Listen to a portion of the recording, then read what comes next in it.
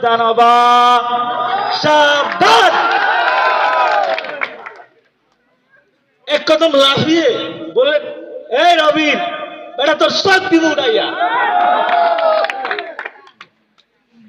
কিচ্ছু হইতেছে না, কিচ্ছু হইতেছে না। হাতটা কাঁধের কাছে এনে একটা খুব বাবা খুব।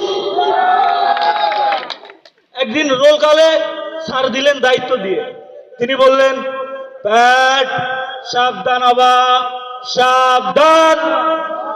প্যাট আরামে দাঁড়া, প্যাট সাবধান হবে, সাবধান।